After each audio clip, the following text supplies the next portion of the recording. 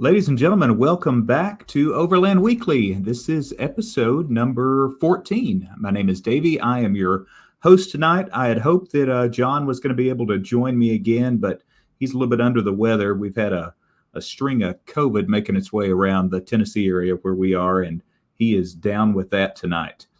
But before I get to our guest, I want to catch you guys up. We had an episode, the last episode, really just 48 hours ago, we put that out, recapping our Mardi Gras trip and that adventure and how I sunk the truck there. And I've got some footage of that I didn't have before, so I will share that with you. But I want to give a shout out before that to some of the local guys at my STLCA chapter. We had a meetup last night.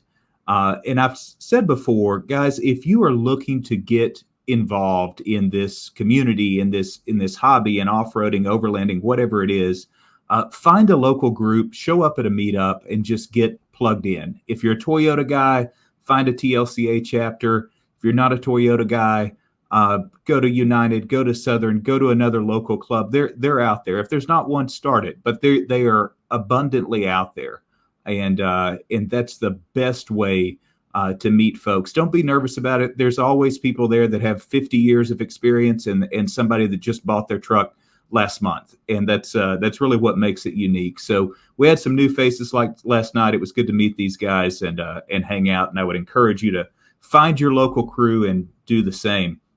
So, back to the truck. So this is the end result once I am in the the mud hole at Mardi Gras. And like I said, I was trying to describe it that this looked deceiving, that it looked like any other mud hole. And just through that tree line is the exit from the trail. And so here is the dashboard footage of that.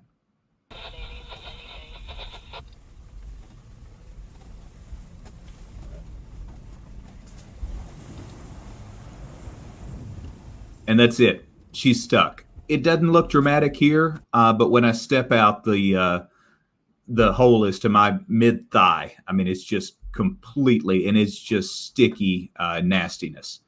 So that's what got me. That's why I say it was deceiving. We'd driven through 1,000 other holes like that, but this one did not have a bottom. And as you heard, if you listened to the last episode, it turns out that some of the guys had been through that before and had forgotten about, quote, the swamp portion of this trail. So that's what happened there. So today I went to try to start pulling the alternator out. Because if you listened before, that's shot.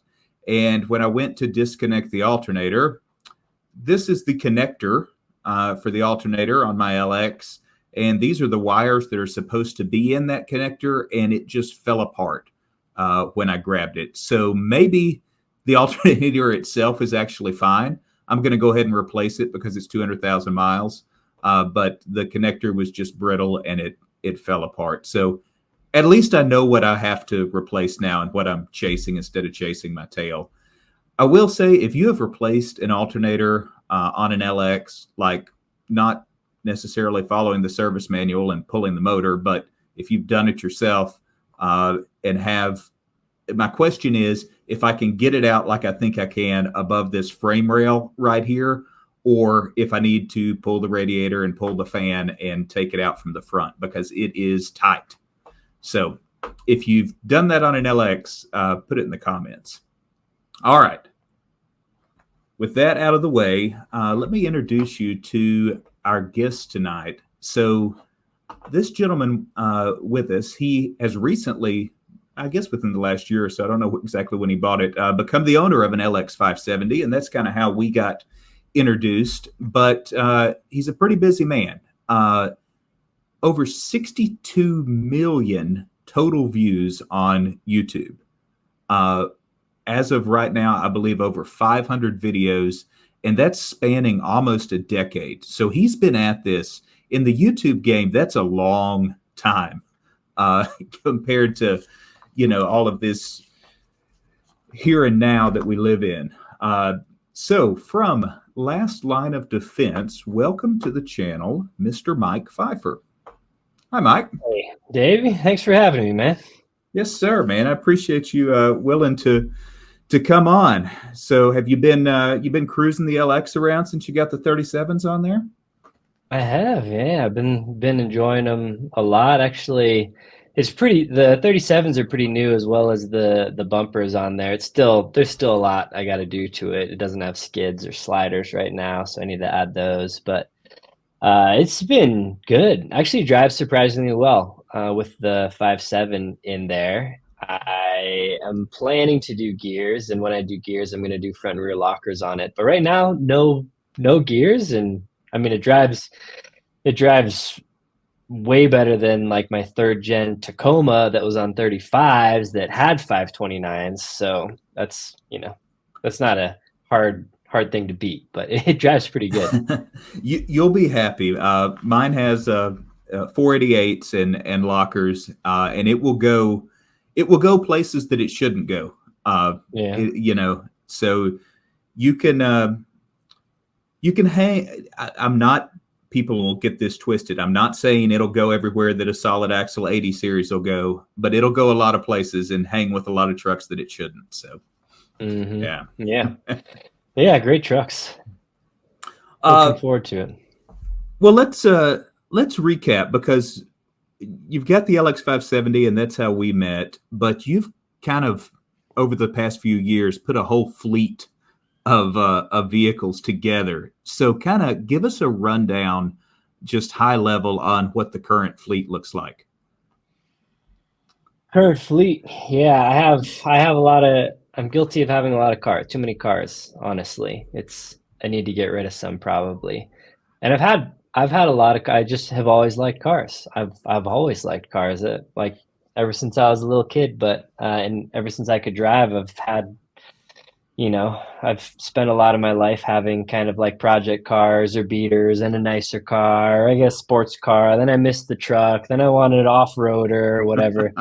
So I've had a lot, but currently I guess I have the LX 570. Recently got my wife a second gen Sequoia.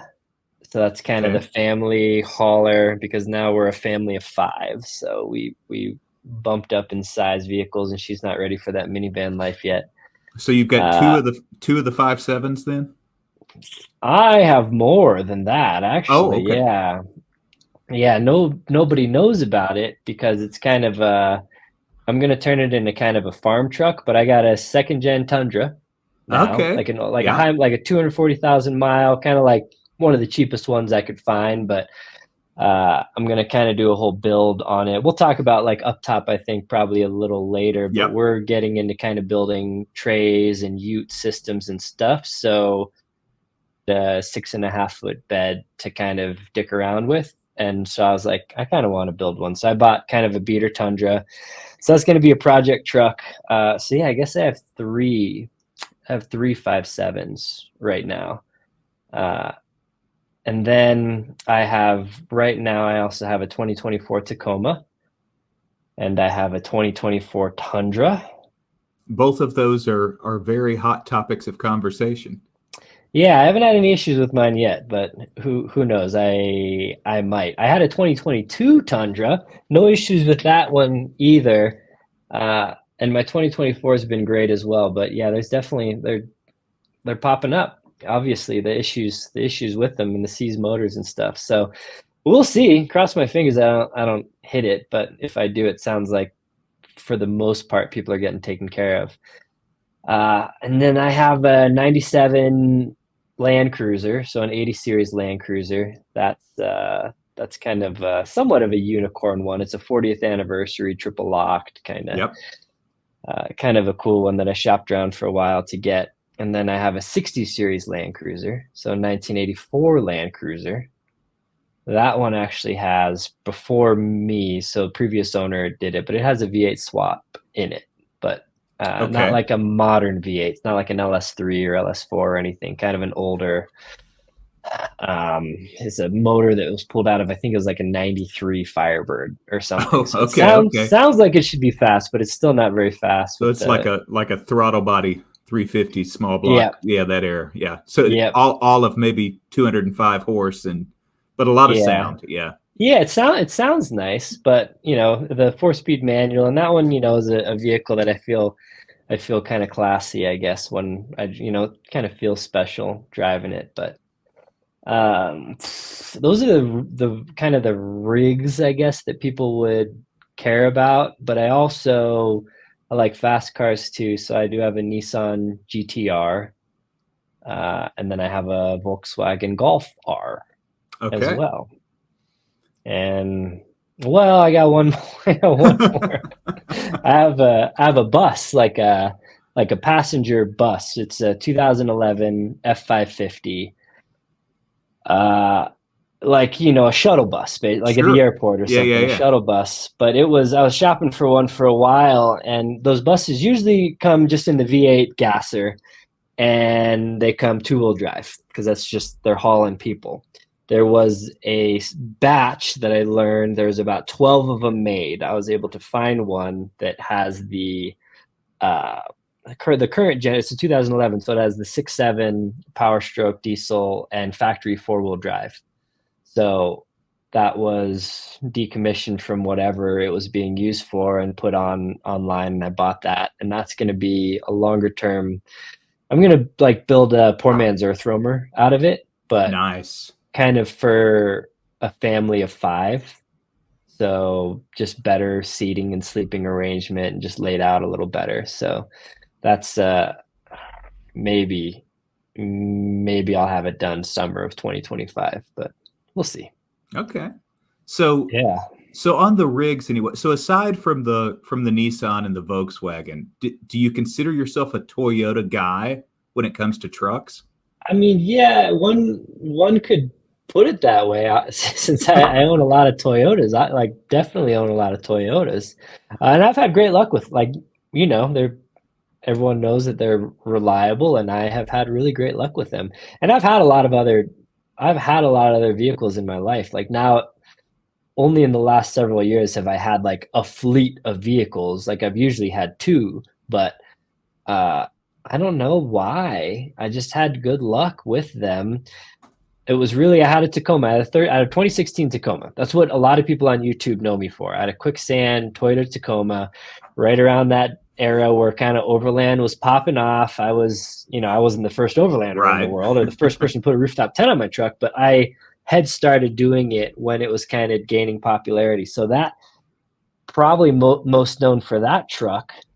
And then I got my 80 series Land Cruiser, and that kind of got the 80 series is what got me into the world of Land Cruisers. Really, that was my gateway drug.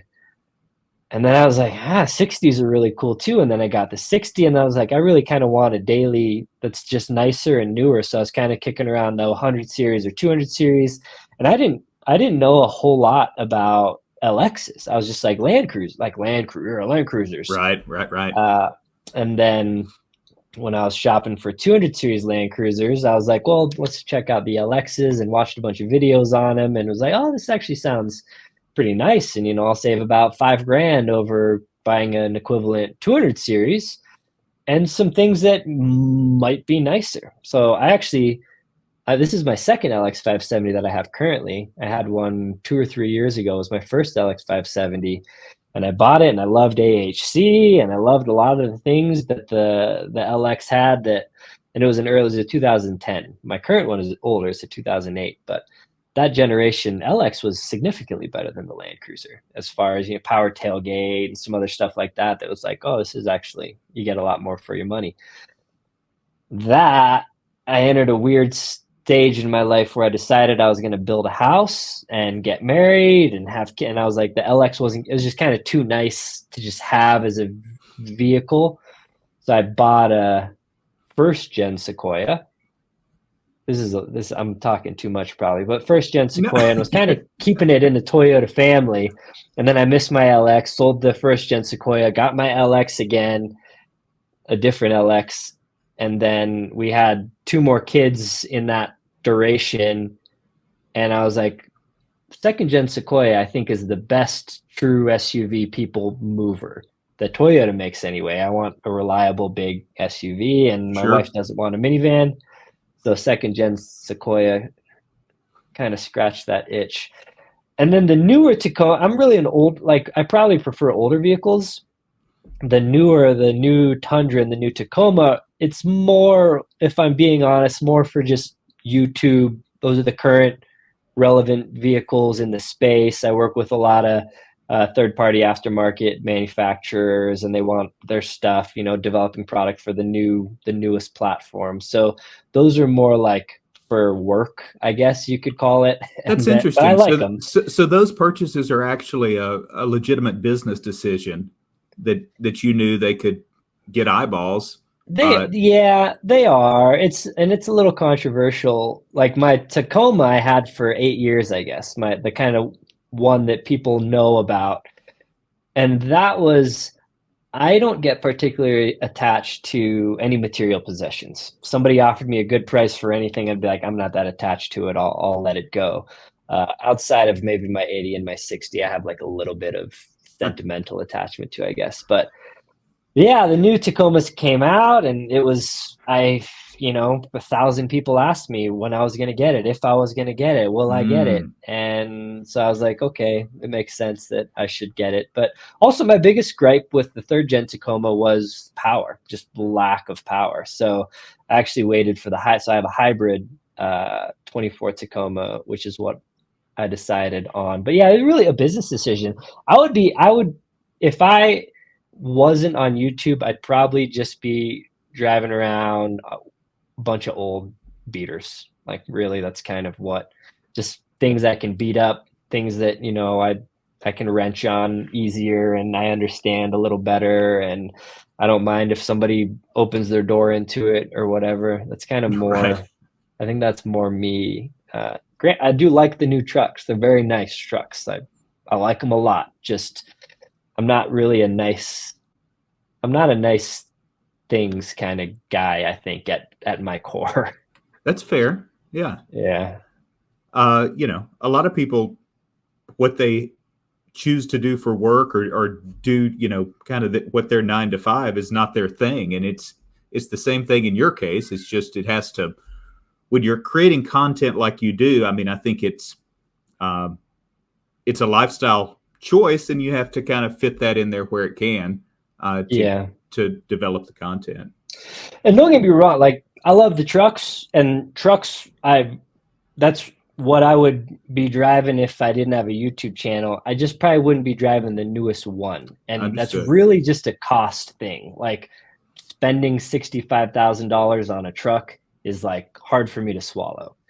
I would be personally, I would feel just as good in a $20,000 second gen Tundra than I do in my $67,000 Platinum 2024. So Right. sounds a little weird, but it's really just financially, I wouldn't do that if I wasn't kind of making money with it as well. I So, totally understand and can agree with that philosophy.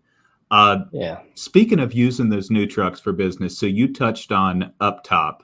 So give us the rundown for that, because I'm assuming that the Tacoma and the Tundra will come in handy with the Uptop products.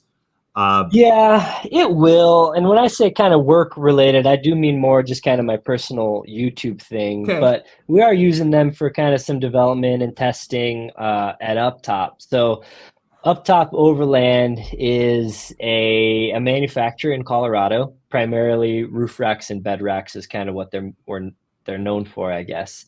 And they came on. I work with some companies longer term as kind of sponsors of the channel or whatever. And I have a current selection of them, and I've had past selections of them.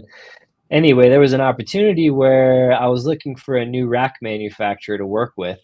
I had some issues with my previous ones I was working with.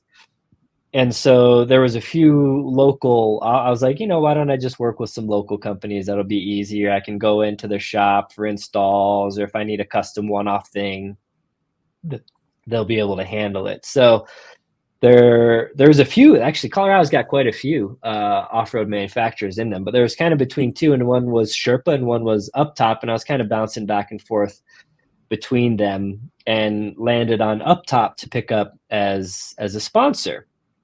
And then through that, we were talking a lot of marketing stuff and a lot of product development and just like, what are you guys doing and kind of what's the future plan? And they started kind of wanted to lean on me a bit for just marketing, general marketing advice. They haven't done a whole lot of marketing. They've just been a manufacturer that have, been doing cool things or whatever, but not really marketing. So I was like, this is a little outside of the scope of me running your racks and kind of you guys being a sponsor. And so the conversations kind of evolved to maybe we could hire you as a marketing director or with that. And I was like, not really interested in a W-2 job. And they went back, the owners went back and kicked around some ideas and then came back like, would you be interested in like investing and becoming a part owner? Like, would that be more interesting to you? Because I knew kind of two of the owners for a while, and I'd always talked to them about manufacturing. I have a little holster company, like a really small scale holster company, and I've always kind of been into manufacturing and CAD design and just all that tinkering and making things better and modifying things. I've always loved to do it. So I've always had a fascination with manufacturing. Anyway, so we talked more, and it's kind of funny when I say it out loud, but it was like they kind of do you want to pay me to be marketing director? How about instead I pay you, don't make any money for now, and then take on more work and more stress. But for potential future payoff, obviously, as I have some ownership stake in the company. So they offered that, and we chatted numbers and got to an agreement, and I bought in 25% ownership stake actually at Uptop. So primarily I'll kind of be not just like I didn't buy in as an investor. I kind of bought in as an active owner, if that makes sense. So I'll be doing a lot of marketing stuff. So I'll be somewhat kind of they don't really have anyone there that's wants to be or is good on camera necessarily. Okay. So product launches and announcements and just a little this and that, it'll kind of be me because I'm comfortable with it and might as well. So I'll be doing some marketing stuff, and then I'll also be doing a lot of product development. Like some a little bit I will be doing it, and then some I'll be working with their main, kind of the original founder of the company, this guy named Micah, who's just great at developing products. But I want some things done a little bit differently, or I think the market needs this, or I think that would be a great accessory, or I don't really like how that works because I don't like it. So we'll be kind of working together on kind of updating the current line of products and then launching some new products as well. So it just scratched a lot of itches for me. I wanted to get into manufacturing, but I didn't want to like get a building and have employees and learn how to do it, because we have millions of dollars of equipment up top that I would have never ramped. I don't have the ambition to get there on like to build that from scratch. But I love that now I can come in. Now all the hard work's done, right? I can come in and we can just be like, all right, let's make some cool stuff. So we have some ideas also. Like I want to start this, like, I don't know what I'll call it, special projects division, where I'm just like, oh, I think it'd be cool to make a fold out table for the the swing out carrier. They have it on the tire, but they don't have it on the other one, and I have the other one. So like little things like that, where I just want to build things for myself, and maybe we run a batch of them and offer them for sale. Right. There's dozens of those things that I would like to do that I don't think necessarily have a mass market appeal, but I just want to build them myself. So might as well build them for a few dozen other people that might want to buy, group buys or whatever kind of deal. It's interesting because a lot of people, just when you think about that space, the overland accessory space, it's easy to say it's flooded. There's a new name. Somebody's white labeled the same thing again, and there's a new brand spun up on Instagram. But you think there's really still room for some true innovation and growth kind of in that rack and accessory space? I think so. It's tough. It's a crowded space, and economy kind of sucks, and there's a bunch of people trying to get into it. But I think there's not a ton of like true enthusiast run American Mm. made manufacturing companies. Yep. There definitely are some. Don't get me like, I don't want anyone to twist my words and say like we're the only one or anything. There definitely are some out there, but there's a lot of companies out there that aren't U.S. manufacturers, that aren't even U.S. companies. They're definitely not making stuff in the U.S. and they're making stuff in China sometimes. They're making stuff somewhere else, and a lot of them are just, you get the big names and they're just kind of corporate and they're bought out by investor companies trying to grow them and this and that. So do I think there's room? It's tough because that's more of a true business. How business savvy are you is how you're going to survive in the marketplace, because I think the marketplace is too flooded currently to just be like, oh, well, we have a really great product, because the rate at which Mm. great products are getting ripped off now Oh, makes it hard to survive by just making a great yeah. product. A decade ago, I think you could just make a great product and make a business out of it. Now is harder. You got to have a great product. You have to have, a great manufacturing behind you. Ideally, that's US manufacturing. Otherwise, it's just another Chinese made product. But then now you have to have good marketing. You have to have good relationships. You have to work with social media people. You got to work press. You got to, be clever and witty. You got to keep up with the competition, and it's tough. It was a full disclosure. It was a risky financial move on my part. Yeah, as you've kind of walked through all these points, and then you're like, oh yeah, I invested in this. Yeah. Yeah. So it wasn't. It's not like oh man, this is going to be a great money maker for me or Right. anything like that. But I do think there's room in the space. Okay. And being, I'm kind of in a unique situation in this space, somewhat unique anyway, in that I have worked with dozens, probably hundreds of brands at this point. I've tested so many like I have had my hands on and been through manufacturing facilities and talked with product dev teams and marketing. I've done more of that than almost anybody uh, Agreed. in the industry, just because of the last decade of my life, essentially. So with that, I think I do see a lot of areas for improvements. Even if there's 100 rack companies out there, I think there are ways you could do it better. And there are certainly problems that need solving in better ways. But I really like, I'm big on US manufacturing. I'm big on being agile. I'm big on, if this isn't quite how we want it, well, by next week we can have it exactly how we want it and we can be shipping product then. So having the ability to be super agile, and knowing where everything's coming from. Like recently with our roof racks, we have a lot of roof racks are the same. Like a lot of the Shared Overland roof racks components. are the Yeah.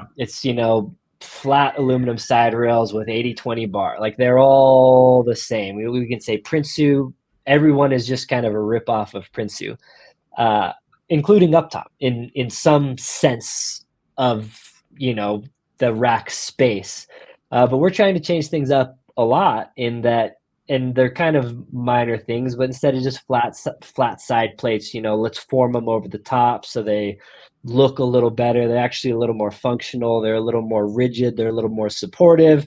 Yes, it costs more to manufacture. Yes, it takes more time, but at the end, it's a better product. Mm. And then 80/20 now, you don't even know where it's coming from. I mean, Right. you do if you're buying it, but there's US manufacturers, there's Chinese manufacturers. So some rack companies are buying it locally sourced from US manufacturers, and kudos to them, and some are not.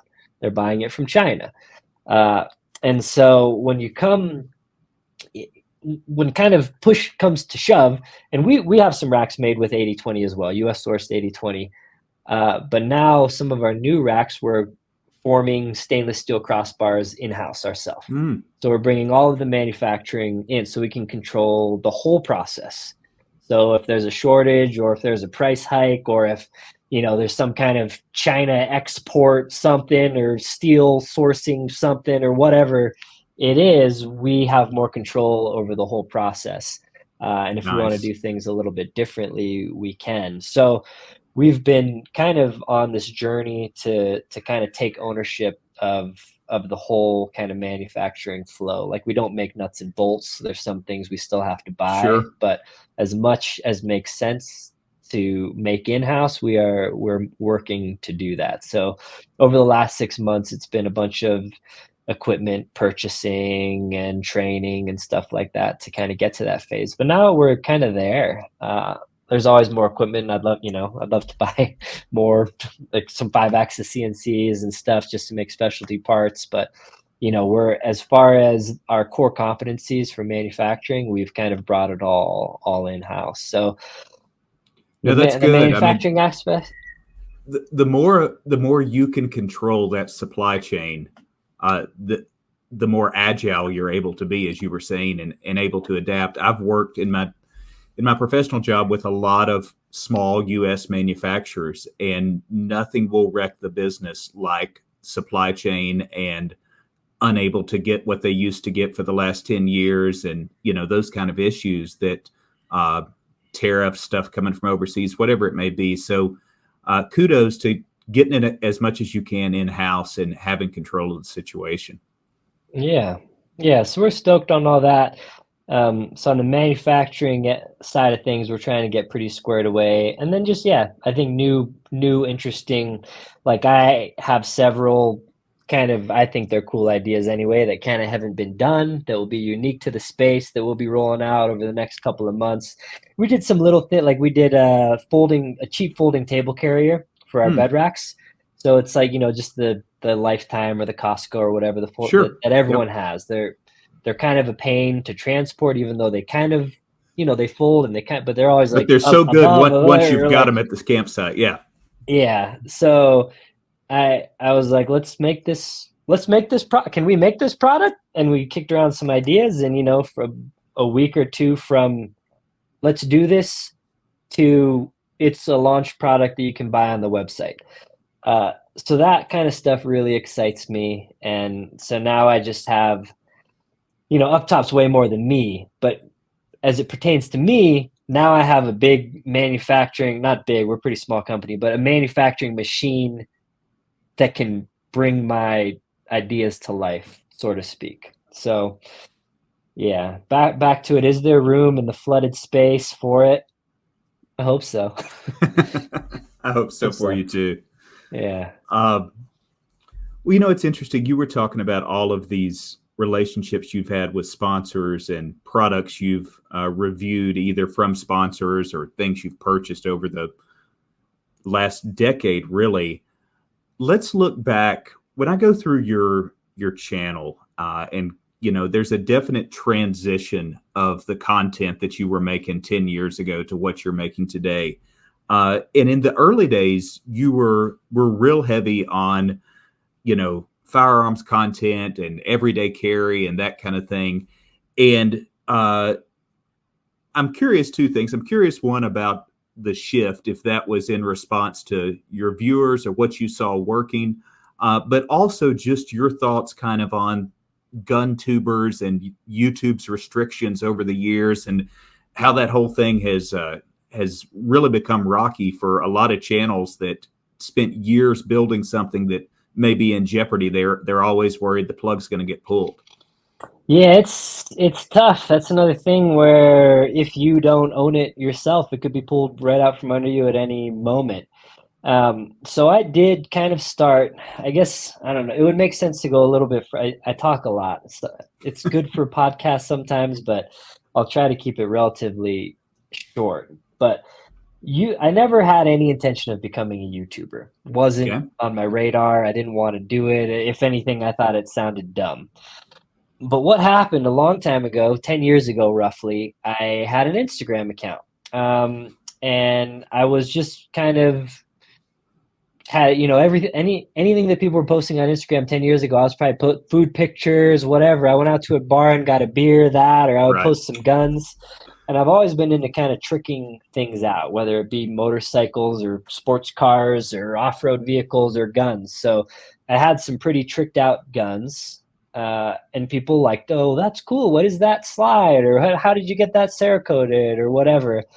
And so I would kind of answer those questions in the comments. And then it kind of became like, oh, you don't even shoot those things. Those are like safe queens or whatever. I was like, I shoot all the time. Like I'm great at shooting. Like, so like so then I started posting just clips of like when I was out like training, you know, out running drills or doing whatever.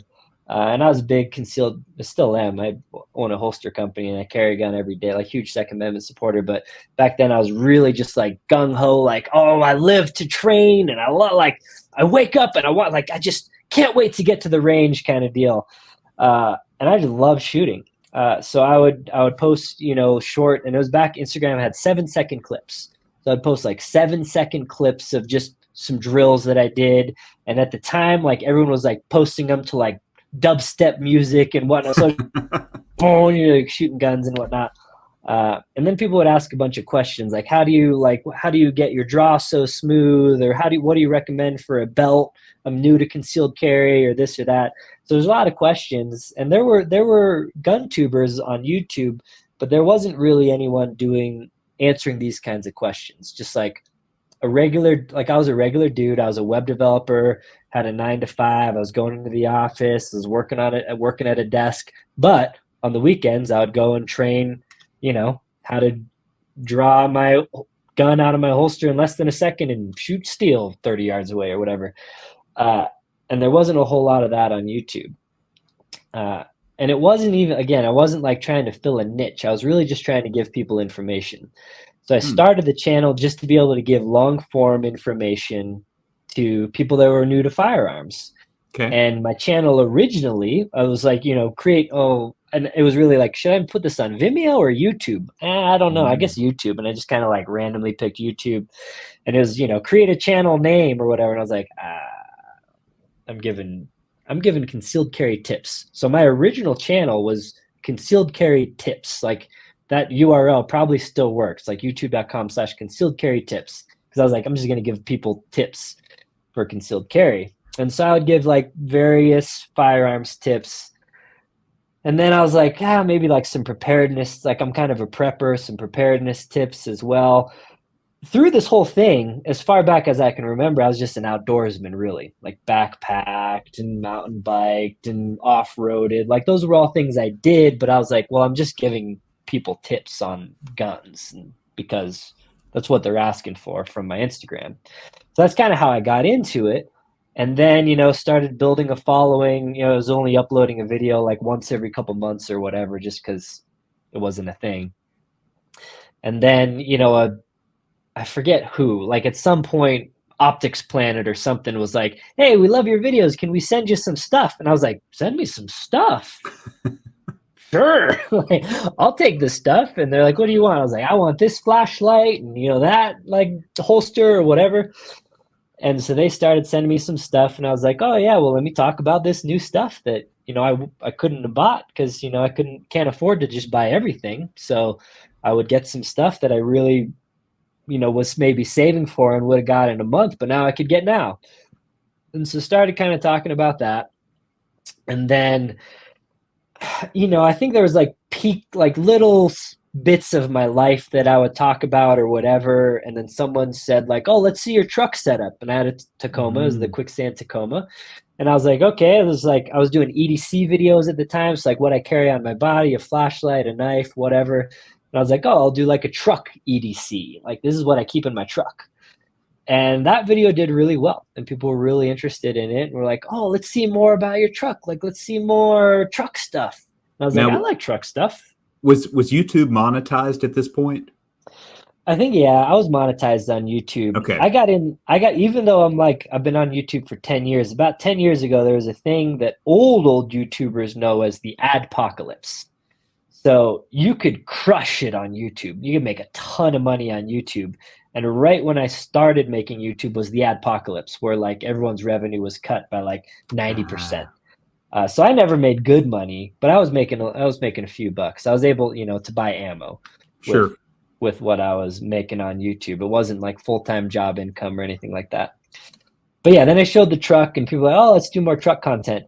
And at about the same time, I was just kind of not at all getting bored with guns, but it wasn't like man, every weekend I want to go train. I was like, I had done force on force, and I had done, simunitions, and I had done full autos, and I had done night vision, and I'd kind of like checked off a lot of boxes and felt, very competent in my skills. And, those will wear off over time if you don't, but I like was pursuing kind of like just trying to check off a bunch of boxes in that world. And I kind of checked all the ones that I cared about off. And I had been sent so many guns, and you just get sent guns all the time, and new guns and new guns and new guns. And when you're not in the space, it sounds amazing, probably like new gun. I could never get sick of new gun, but you do. You get sick of, like, I could never get a new gun again, and I would be fine. Mm-hmm. So it was more. This is tricky to say because people will interpret this the wrong way, but guns haven't changed a whole lot in 150 years. It's there's a barrel, there's a projectile, and there's some gunpowder, and it goes. And when you do the same thing over and over and over, I get bored. I get very bored of it. So I just got bored of making video. Like, let's do the Glock 19. Let's do the P365. Let's do the Walther PPQ. And at the end of the day, they're all the same thing. Like, yeah, there's a little differences. Some are better. The trigger breaks better. The reset, whatever. The quality, the grip, the grip. Like, there's little differences. But I'm not the kind of person that can just keep doing the same thing forever and ever and ever and not get bored of it. So I just got sick of it, and it felt very much like a job. Like, another week, another gun review. Like, I can't do it anymore. And the funny thing is, I'm friends with a lot of people in the space, and they're pigeonholed. One of the main things about YouTube that people that don't do YouTube don't know is that you have to stay in your lane in YouTube. If you pick camera reviews, you got to stay in camera reviews forever. That's what YouTube wants you to do. That's what the viewership wants you to do. That's how the whole subscription thing works. I am interested in you for camera reviews. If you start reviewing bicycles, I don't care. I want cameras. So changing lanes, so to speak, to a different activity or a different interest group means you're changing to a different audience. Not everyone that's into guns is into Land Cruisers. They're just not the same. Sure. There is some carryover, a lot of them. There is, a lot of people are into both. But when it comes to YouTube, I'm into guns. I'm going to subscribe to a gun channel. I'm into bicycles. I'm going to subscribe to a bicycle channel. I'm into Land Cruisers. I'll subscribe to a Land Cruiser channel. And they don't like to mix. So I actually changing what I did on YouTube was probably one of my biggest mistakes, honestly, because it really kind of almost permanently crushes your channel. Now I'm starting to put out truck content, and everyone's like, we don't care about trucks. We care about the gun Glock just released. Like, I'm going to unsubscribe because trucks, I want guns. And the thing about guns is guns is a way bigger industry than overlanding. Maybe not cars in general, but overland guns is way, 100 times bigger. So if I'm not doing gun stuff and they don't care about Tacomas, they're going to unsubscribe, and I'm going to lose that subscriber. Or they're not going to unsubscribe, and that viewer is just not going to watch any of my truck stuff. They're going to watch my gun stuff. And what that means is, to YouTube, I have a subscriber who's no longer really interested in me because they're no longer really watching my stuff. So they're not interested in me. So my channel must suck because even my subscribers aren't watching me. So I built kind of a subscription base on people that were into guns, and then I would put out truck content, and maybe 10% of those people were interested in the truck content. So then the algorithm is like, well, the subscribers don't even want to watch his videos. Why should we promote his videos to non-subscribers? So if anything, the transition was really bad for me, and still probably is a reason that my channel isn't bigger or more popular than it may be. Maybe I just suck. Certainly that's a possibility, but definitely that kind of inhibits growth. But for me, it was really just, I was bored of doing the same thing and kind of wanted to just do some other things.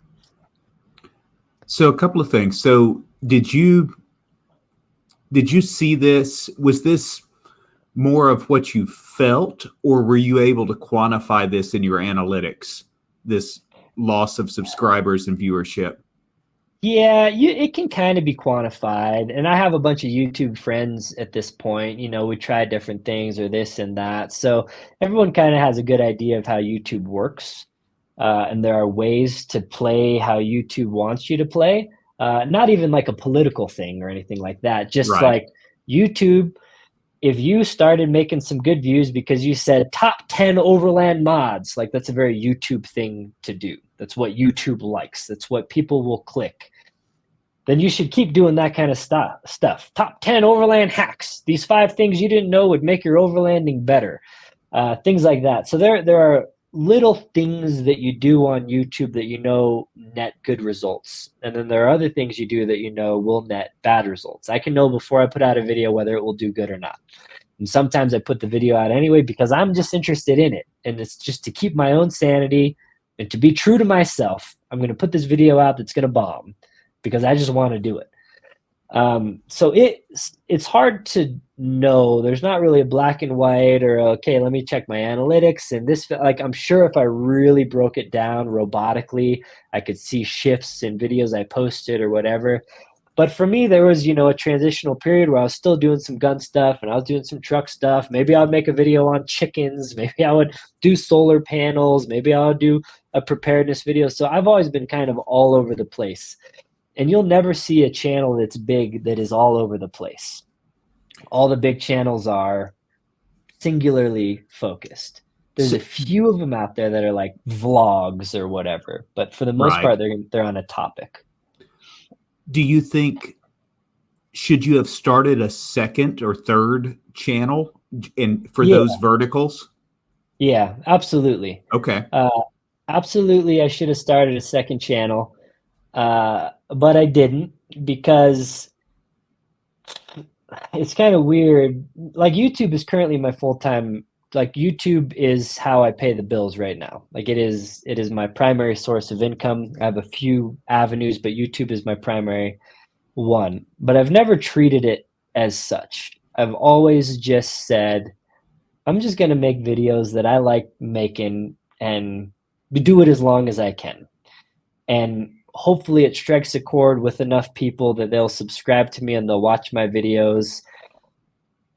And that's what I decided to do at the very beginning. And I've never changed, never really altered from that. So it's tough because I'll get questions like, for aspiring creators, what do you recommend? And I'm like, well, I recommend doing everything that I don't do what I did, because that YouTube will not reward you for that.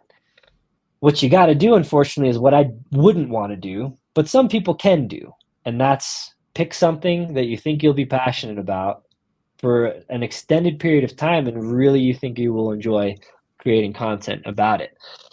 But that's really tough, because if you told me that after my first video on guns, like, you think you'll get bored of doing gun videos, I'd be like, I don't think so. Hey, I do this forever.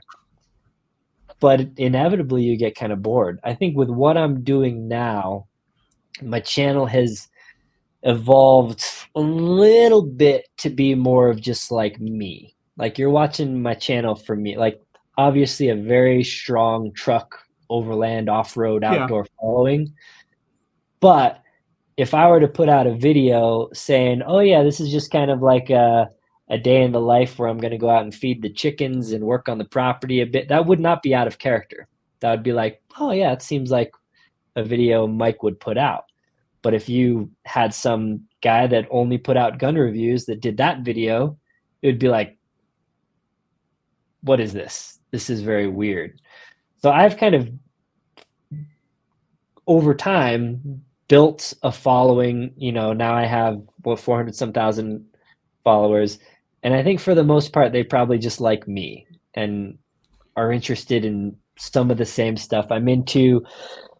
But again, there's some guys that like Tacomas and they're not going to watch a Sequoia video, or they're not going to watch a homesteading video. So even the followership that I have created, they're only interested in certain things. Some of them will just watch every video, but some of them won't. How But yeah. important is that, Mike, as far as number one, the subscriber being sticky, right? That they're staying, but number two, if you've got a subscriber and or if the majority of your subscribers watch 25% of your videos versus 75%, is that big in how YouTube affects what it's promoting?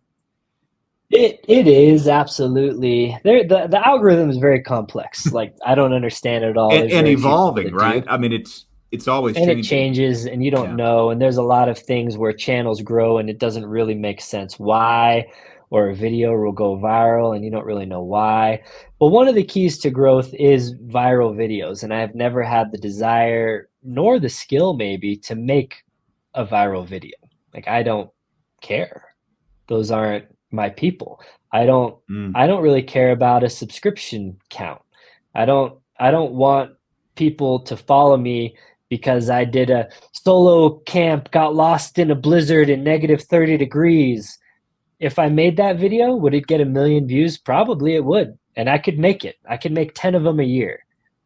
But I haven't because I would feel like a sellout. I would feel like I was making a Ah. video strictly to garner views.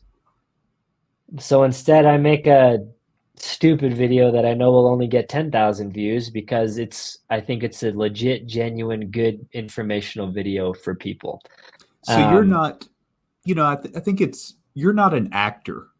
This is Mike. This is the real Mike, not a character. Yeah, and that's true. And there's a lot of me's out. There's a lot of people who are genuinely who they are making YouTube videos. But I would probably say not most even. I would say most people, especially like someone with 100,000 or more followers, are not really that person. I know because I meet people all the time that have Mm. met a bunch of other YouTubers and they'll tell me like, "Man, you're just like you are on YouTube." And I'm kind of like, "I don't know who else I would be, man." But yeah, but it's not the case. Like a lot of people aren't. And it kind of some of it comes back to viewership. People like, well, I'm not going to get a bunch of viewership if I don't talk all crazy and excited all the time. But like, when you take them out to dinner, they're just a normal person. You're like, how are you so annoying on YouTube? And you're just kind of normal now. It's like, I don't know. I tried to be myself, and that video only got 1,000 views, so I got to be this character. Or I got to do these things don't want to do. Or like it comes back to the gun stuff. Most of the people that are gun tubers that I know that I'm like friends with or acquaintances with hate it. They're like, it's my Mm. job. I have to do it. It's like going into work now. If I could never do another gun video, if I could never do another EDC video, if I could never do a tabletop review of the newest gun, I would never do it. I hate it. If I could snap my fingers and be doing videos on horses instead, I would. And they're trapped and they're pigeonholed in this thing. Again, not all. Some people just love doing the same thing over and over again, and that's kudos to them. Nothing wrong with that. But a lot of people get trapped. So that's one of the big things, and it's called kind of like YouTube burnout or whatever, where you just get tired of doing the same things. And I get tired of not doing the same things because I do so many different things, and I genuinely enjoy everything that I'm putting videos out on. But some weeks I don't want to put out a video. Like I would rather just not put out a video. Like I'm just feeling lazy or I'm kind of overwhelmed or I just got a lot of family stuff or I'm just like been busy just working on the property and just just want to shut my brain off and not do anything. So I definitely have weeks where I would rather not make a video, but it's never not that I want to make a video on the topic that I'm making a video on, at Okay. least. But yeah, and then sorry to circle way back there. You had asked kind of the guns on YouTube and Yeah. the demonetization and the stuff there. There's definitely some issues. There's some huge issues, but at the same time, YouTube is a private company; they can do whatever they want, and that's the danger of it. But it's definitely if there is a sissy culture, it is the firearms community. They their feelings get hurt. They have Ah, fragile egos. They are crybabies. Anybody in the firearms industry will tell you all of this stuff is absolutely true. I have more friends in the firearms industry than I do in the overland industry. It's not talked about a whole lot because there's no real reason to. Um, but any and again, this is I'm speaking in generalities. There's a lot of amazing people in the firearms community. I'm friends with a lot of them, like a lot of really great, solid people.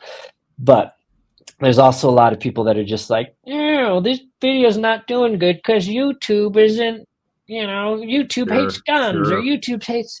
At the end of the day, YouTube is about making ad revenue. So YouTube will push a video out if there are ads on it, and there are going to be viewers on it. And gun guys love watching gun videos. So YouTube has their viewers and they have people creating content. It's the monetization structure that they're always battling with. So when you go make an ad or whatever, you push an ad. I'm Coca-Cola. I want to make an ad. I'm a soft little baby company and I hate guns, so I don't want to put on a gun channel. Now YouTube is like, we got all this Coca-Cola ad money that we can't make on a gun channel, so that sucks. So they've worked through some various ad revenue structures to where, who does want to make an ad and push it out to gun people? The NRA, who does love Yeti or whatever it Right. is. There are plenty of manufacturers out there that do want to advertise to gun people. So when YouTube can put ads in front of the faces of gun people, YouTube will make money. And YouTube, at the end of the day, wants to make as much money as they can. So it's not so much necessary. Like the whole story isn't like YouTube hates guns and the world is against us and blah, blah, blah, blah, blah. There is a little bit of that with some leftist politics and whatnot. But for the most part, it's not as bad as a lot of gun tubers make it out to be. You have a video like from Garantham. He'll post it. It'll get 1 million views in a day. It should be very clear to you then that YouTube isn't blocking viewership of gun videos, right? Otherwise, that video wouldn't get 1 million views in a day. So you got to the gun tubers got to pick and choose what the argument is, I guess. Having said that, there have been a lot of issues. There's been channels that have been shut down. There are policies that YouTube puts into play overnight that means, well, half of my videos now are not allowed on Right. YouTube. I've had videos get removed. I've had flags on my channel. I've dealt with everything that a gun tuber has dealt with myself personally. These issues are real and they can affect you. But in general, is it like is YouTube putting the hack on gun channels? Not really. I mean, Demolition Ranch got what, 10 million, 20 million subscribers. Oh, yeah. Like, you wouldn't have that if like they were completely anti-gun. But again, there definitely is some truth to it, but there's more, there's kind of more to the story, I guess. Interesting take. Yeah. That's there's a lot to unpack there. That's good Yeah. stuff. But there are issues. Like I have friends who've had channels shut down and videos like, again, there definitely are issues, but again, it's like YouTube is a private company. They can kind of do what they want and we can complain about it, but it's not like a First Amendment thing. This is a private corporation thing. Right. So you didn't sign a contract with YouTube that says we guarantee you X airtime. They can stop sending you that 1099 tomorrow, and that's the end of the relationship. Absolutely. Yeah, and they can they don't need any warning. Like there is kind of a 3 strikes thing, and they try to give you warnings and this and that, but no, they could shut you down and delete all your videos off of their server right now if they want to. I mean, it wasn't really a factor for me. I kind of went through why I quit doing gun content. It wasn't really because I was worried that my channel was going to get deleted, but that was maybe a 2% of it. Okay. Like if I go down this path, it is kind of my livelihood now, and maybe it could get cut off. But not really. Like I still talk about guns. I still show guns. I'm just kind of like bored of reviewing guns, I think. But like we talked about earlier, I may go reverse. I've talked about it for years, and I may start a second channel that is a gun channel because I do still like guns, but it's just kind of become, I don't know. And now I've built a new following that isn't about guns, and now I just will screw them over and like go full circle. So Yeah, you're not. maybe I just start fresh. You can't make everybody happy all the time, right? So, Yeah. well, so you got that first shipment you were talking about a few minutes ago about from the sponsors with the guns, and you're like, oh wow, people will send me stuff, and then people start sending you guns and gear and all this. How did you transition from just kind of tactical gear into able to get these? I mean, you've got gear reviews on everything from pants and boots to camp stoves or whatever it may be. Do they come to you, or do you actively go out soliciting once you figured out that opportunity was there? For the most part, they've come to me, or not. Like currently, for the most part, they come to me, but not always. And so sometimes I still am. You'll never see a product on my channel that like I genuinely don't like. If I don't like something, I'm not going to use it. I'm at a point where my in tied to just needing to grab at any random China company that wants to send me a thing to review. It's not the case for everyone, and like I don't have any specific memory, but I'm sure I've used some crap in the early days of YouTube that was just crap because like, oh, they sent it to me for free and I feel like I should do something about it. So it's certainly a mixture of companies reach out to me versus me reaching out to them. I'm fortunate in that I'm kind of in the overland niche. I guess I'm a big enough name to where I have had a lot of really cool companies that are making cool products or doing cool things reach out to me, and I've been fortunate enough to be able to work with some of them. But not everyone is going to reach out to me because they don't have a reason to. Again, there's 1,000 relevant YouTubers or Instagrammers that they could reach out to, and maybe they think I'm too expensive, or maybe they think I'm not interested, or maybe they think I'm working with some other company that is competing with them and wouldn't be, or maybe they're just like, or maybe they have reached out to me and I don't check my DMs on Instagram. I don't know, but there are definitely times when I am doing research and I watch YouTube like everyone else, and I get into the forums like everyone else, and I'm trying to find the right thing to solve that problem like everyone else is. So if I come across a product or a company that is doing something that I think would benefit, like I really want to, like maybe there's a new camp stove that I really want to try out, and it's something that I would buy to try out, but I'm like, I'm in this position, so maybe I'll reach out to them and see if they want to send one out and I can try it out. But anytime I do that, and this isn't how someone has to do it, and this isn't how everyone does it, definitely, I always say like, hey, happy to like send it out. If I don't like it, I'll ship it back to you. Like I won't trash talk you or whatever. Like I'm not really a trash Fair. talking guy. I just, if I don't like it, I'll just send it back and it'll never be on my channel and nobody will ever see it. And if I like it, I'll use it.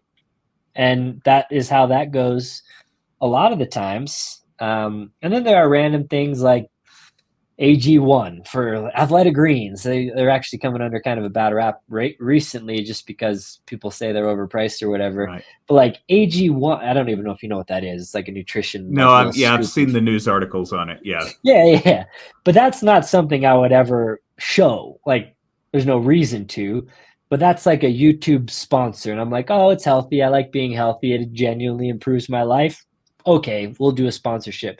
So there are sometimes I do like sponsors of something that I wouldn't typically show in a video, but it's never something that I'm like adamantly against and like just doing for the money, if that makes sense. Okay. But as far as products, like if I'm going to go out and I'm going to camp and I'm going to use a product, I'm either like using it for the first time and I don't know whether I like it or not, and I'm kind of like showing you as I go, or it's something that I've done a lot of research on and know I will like, or it's something that I've been using for years for the most part. I'm curious about kind of the economics of that, Mike, if you're willing to speak to this. On a deal like that with a sponsor where they send you a product and you're making a video and presumably there's a promo code or a referral link or something like that, do you kind of, do those links and what you're getting from them, is there normally a set end date? Is it everything that, this code is good for 12 months and then thank you, it's the end of the deal? And is it almost like here in Nashville, songwriters refer to it as mailbox money when the song gets played on the radio and, I get a few cents from that I didn't know I was going to get this month kind of thing? Yeah, so a lot of my income is what's referred to as like affiliate income. So it's a commission-based thing. I'll either have a unique link or a unique code or whatever. And it's one of those things where if I was just dropping coupon codes in every video and don't forget to use my link and I do a little bit of that just to remind people to click the link. Clicking the links does matter. You can just Google the company, but clicking the links does actually, it is how I do the things that I do. And if you enjoy the free information that I give you, then click a link if you want to buy something. If you don't want to buy it, don't click it. But if you are going to buy it, click the link. So that those terms and those conditions are always kind of different.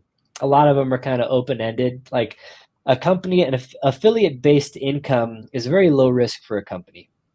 They're like, well, we're only going to pay you what you're worth. Like, we're not going to pay you anything if you don't make any sales. And if you make a bunch of sales, you made us a bunch of money. And our margins are enough that we're still making money, paying you an affiliate income. So it's a win. It's a win-win-win. Everyone is winning here. So there's not a whole lot of reason for a company to do a limited time thing. Like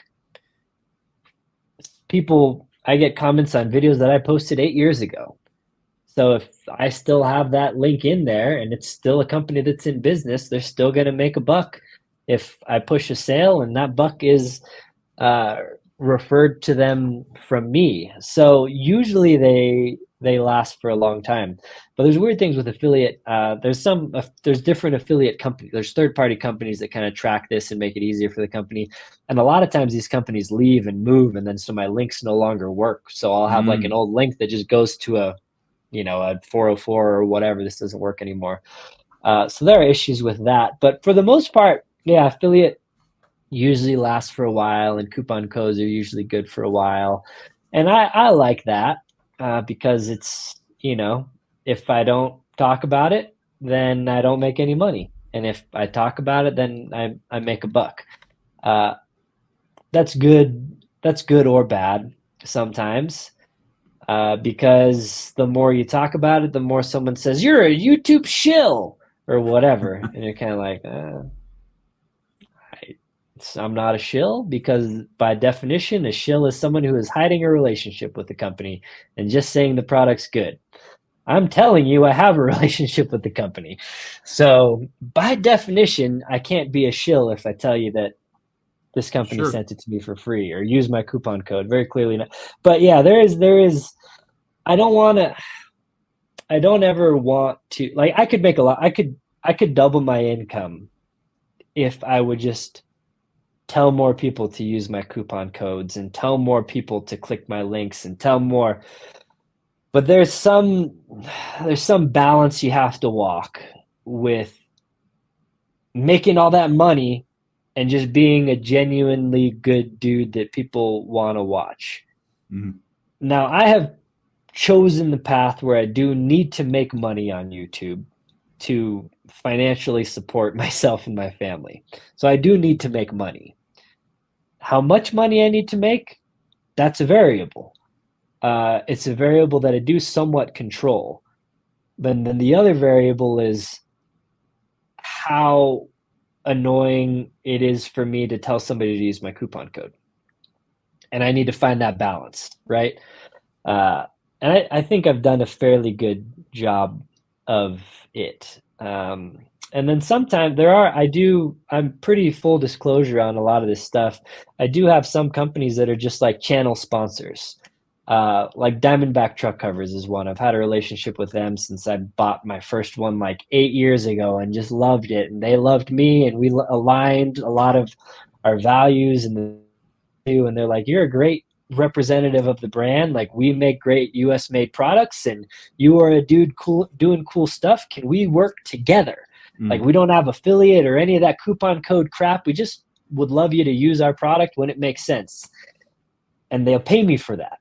And I say, that sounds great. You're a cool company. You're making a cool product that I like, and I just have to use it. I don't have to say, remember to use code LLOD at checkout at Diamondback Covers. And so I bring value to them just because I am a true enthusiast of the brand.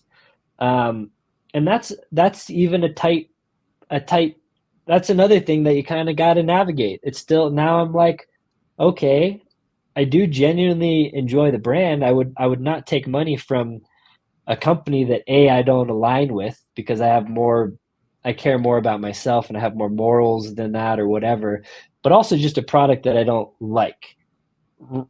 Once you get to a point, and I think I'm at that point, or I've been at that point for a while, I have options. For companies have marketing budgets. I don't need to work with Diamondback.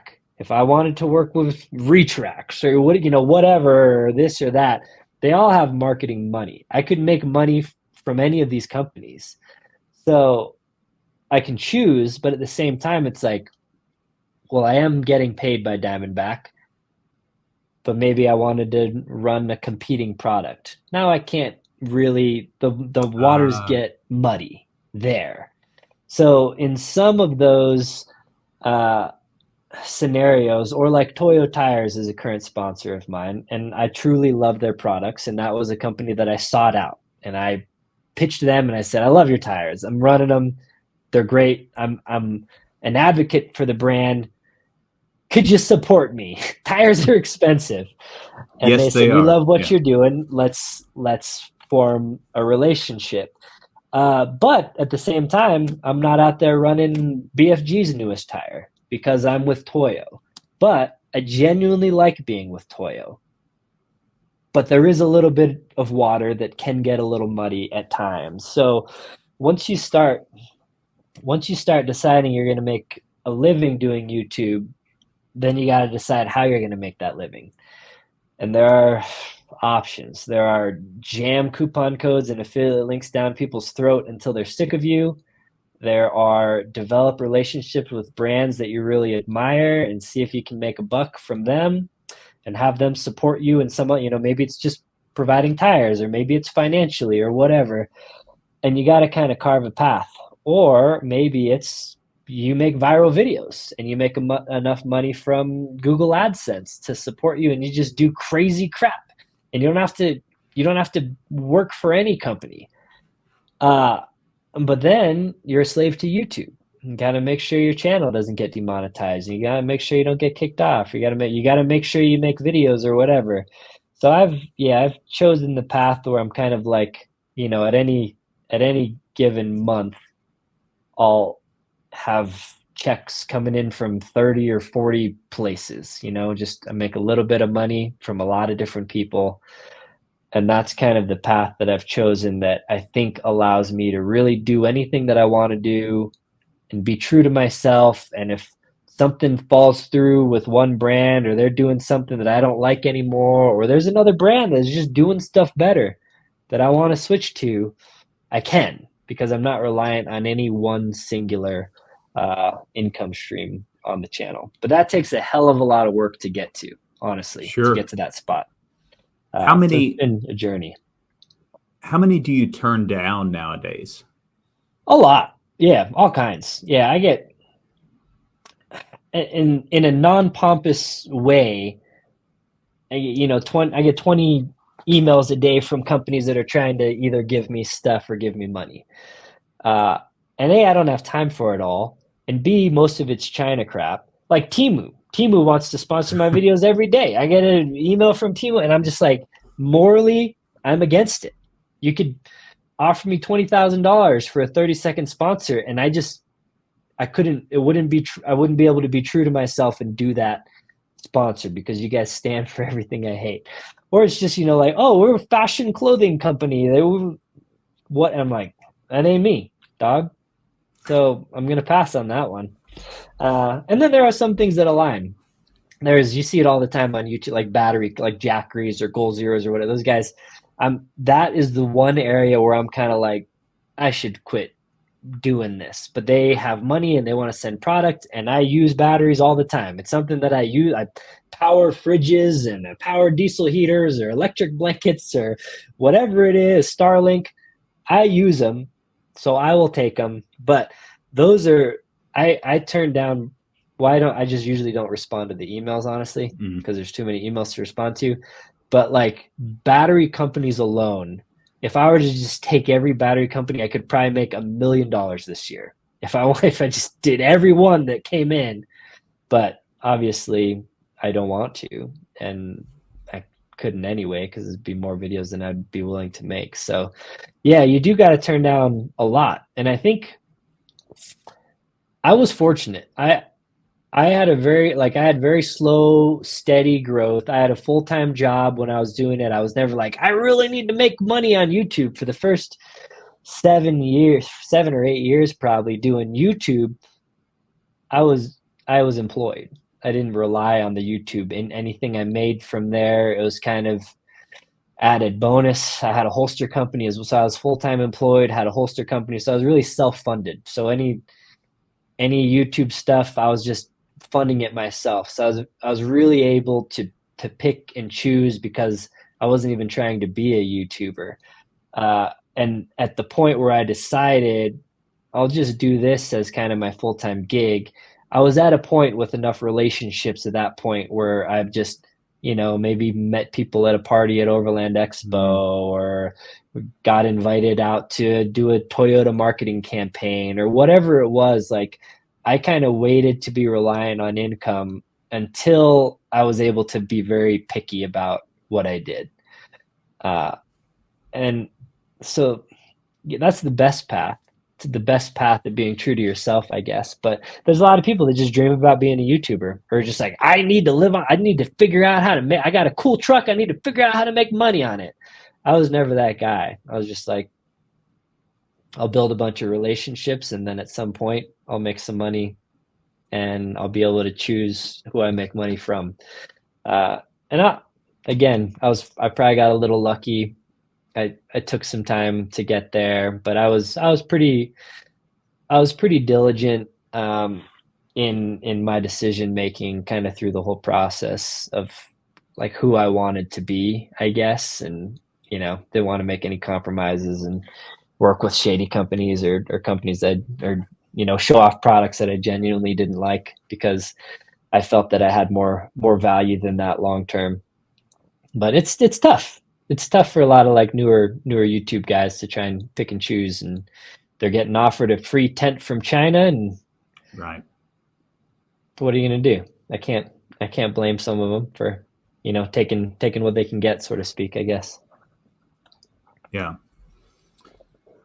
Your channel, the content has shifted. We've talked about this, guns and prepping and now overland and camping and trucks, but there's kind of this constant theme of preparedness and self-reliance that even if you don't specifically address that, it's there. Is that just you being authentic? Is that kind of what you talk about? This is Mike, this is what I'm doing and who I am? Yeah, and that's kind of, it's an interesting takeaway to hear that from you, that's kind of the ongoing kind of theme of me or my channel. I like that. It's great. It's great to hear, because that I've had people that don't know me, or I got to introduce myself, or I got to, and they're just like, so what do you do on YouTube? I'm just like, that is a good question. I just do a lot of stuff. But yeah, I would say at a core, it's very much a preparedness minded element, and not like a doomsday prepper, not trying to doom and gloom and fear monger or anything like that. Just general prepare. If you're going to break down on the side of the road, have some tools at your disposal and kind of some knowledge at what you need to do. if if there's a if there's you know a car crash that you need to respond to, have some medical gear that you can help someone. And the core is really just helping other people, but also being able to help yourself. And then kind of later in my life, like as a protector provider for my family, I don't want there to ever be a situation where I'm putting them in jeopardy or in danger because I didn't have the foresight to plan ahead or prepare for it, or think, like firearms. I don't want to be in a situation where there's a guy that comes up and shoots up a movie theater that I don't have the tools and the skills to take down and protect people that are with me. So that is very, very, very much who I am as a person. And I think, again, at my core, on YouTube even, I probably want to be more of an educator than I do an entertainer. I get that there's some entertainment value in it, but I don't want someone to watch any of my videos and not be like, I didn't learn anything in that video. I always want them to take away. And outside of like feeling that I could have even like a tiny impact on the world, I wouldn't want that impact to be find the newest, coolest, tricked out gun, or find the best, highest mileage, highest tread rating tires there is, or this is the best battery with 92% round trip efficiency. Like, it's not really that, probably. If anything, outside of, being a pastor and spreading Christianity or whatever, my mark on the world, I guess, would be just helping people be prepared for situations, whether that's a flat tire or whether that's the end of the world. I hope that I can help you be a little more prepared for that situation, but do it in a lighthearted way. Like, nobody that would meet me would be like, man, that guy's kind of a weird prepper dude. There's a little couple screws loose up there, but at the same time, I'm very much prepared. So try to do it in a way that makes it relatable. Like, you can be prepared and not be a weirdo, and that's probably kind of the takeaway. And then the other thing is, like, there's a lot of preparedness. There's a lot of overlap in preparedness and the hobbies that I enjoy, whether that's shooting guns, whether that's going out and camping in the woods, whether that's building a fire, or whatever it is.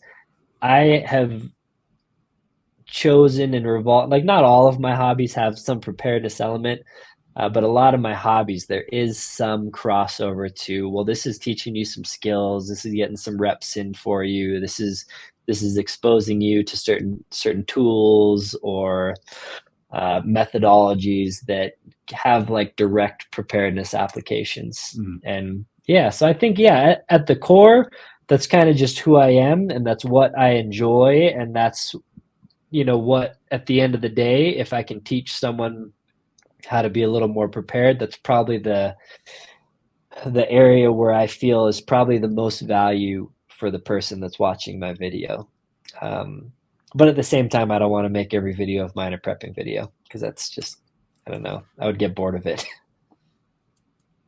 This has been good, man. This has been fun, Mike. There's a lot of good information you've shared here, especially as far as YouTube and sponsorships, and kind of like you said, the core lesson of find your lane and stay in it, as far as these verticals are concerned. Yeah, because like you said, you hear that question a lot. I'm sure you do.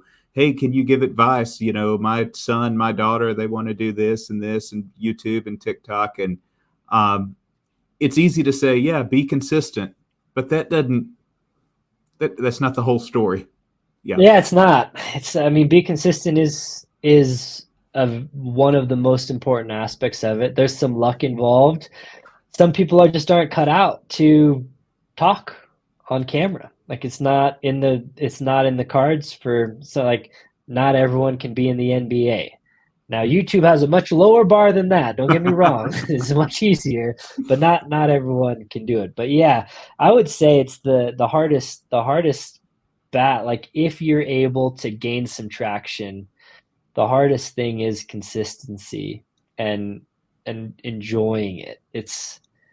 You'll find they're certainly out there, but it's it's not often that there are people that are successful at YouTube that legitimately enjoy it.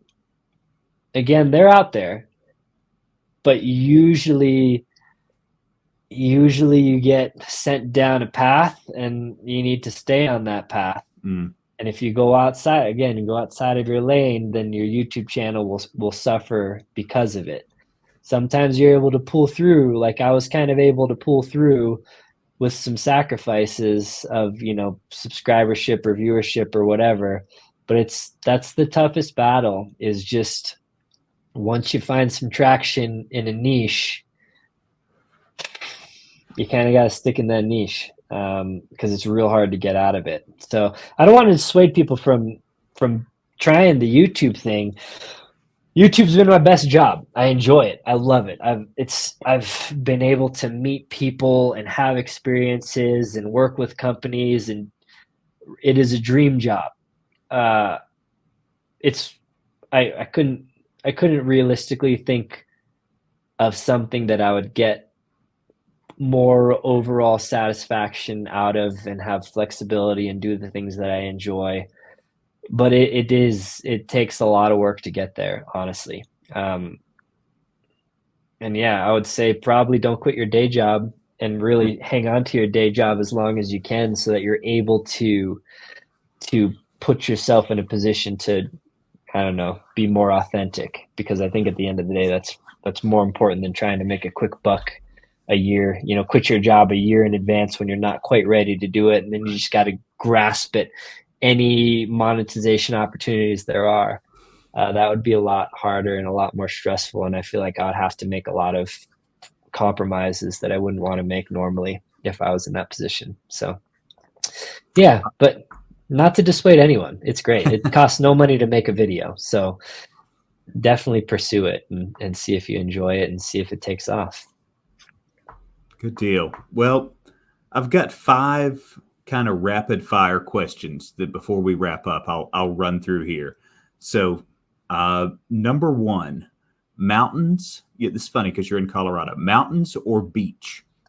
Yeah, mountains, absolutely. Okay. Actually, yeah. Beach is cool.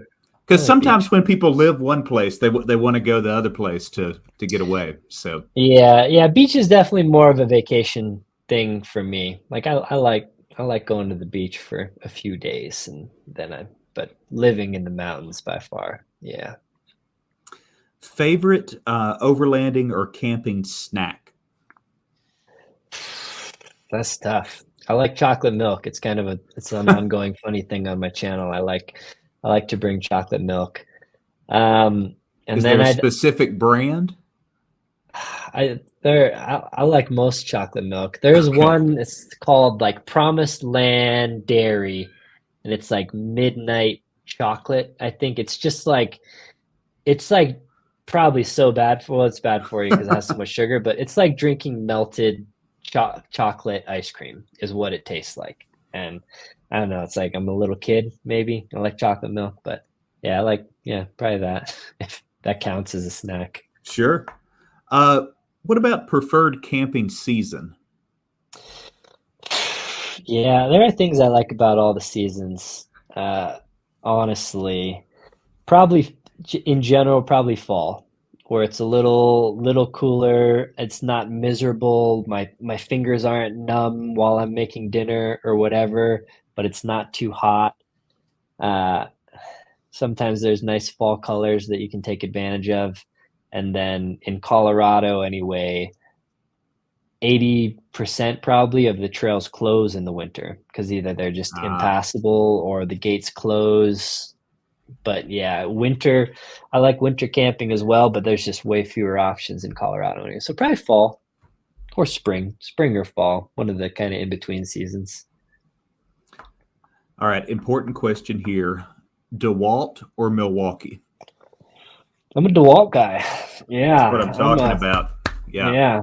I mean, for reasons though, like I have I have a few. They don't make a ton of them. I have a few made in USA DeWalt tools, or at least, assembled in USA with global parts or whatever, as good as they can do, I guess. But that it's a US owned company. That conglomerate is a US company versus Milwaukee is owned by whatever that TN something, a Chinese corporation. They make great tools though. I have some Milwaukee tools. There's some. I'm mostly a DeWalt guy, a DeWalt 20 volt, 60 volt, flexible DeWalt guy, but I have a couple of Milwaukee M12 tools, and then Milwaukee packouts are pretty nice.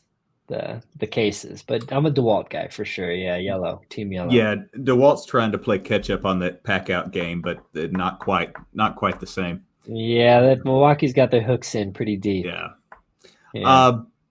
All right, last question, Mike. If you could only choose one album or one artist to listen to all day on the trail, you got an 8-hour trail ride, you got one album on repeat, what's it going to be?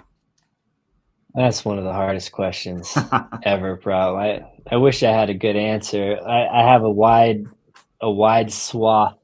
I could be listening to folk or country or like 90s emo music or techno synthwave. Like I am so all across the board. But probably if I had to choose one, it'd probably be this old kind of screamo band. If you're approaching 40 years old, probably you would know it. But this band called Under Oath is probably a band that I still like today. They're not a super well known, they weren't on MTV or anything, but yeah, kind of an emo screamo band. It's had a resurgence in my life. I probably went through my late 20s and early 30s, just kind of never. And then last couple of years, I was like, I'm going to listen to kind of my old high school and college jams, and I got rehooked on them. It's funny how that stuff makes its way back up in your playlist shuffle. So. Yeah, I thought I had outgrown them, but I didn't. I was wrong. All right. Well, thank you again, sir, for spending this hour and a half here with me. This has been really enjoyable. Yeah, appreciate it. Thank you for having me on, and thanks for the information that you put out on YouTube as well. It's kind of how I stumbled across your face and kind of your knowledge in the Land Cruiser, specifically the LX 570 world. So appreciate the information you've been putting out there too. Yes, sir. Yeah, we can't let everybody in on the secret that it's the better value, or it'll run the. And we already have them. We already have them. Yeah. All right, I'd like a newer one. All right. See you next time.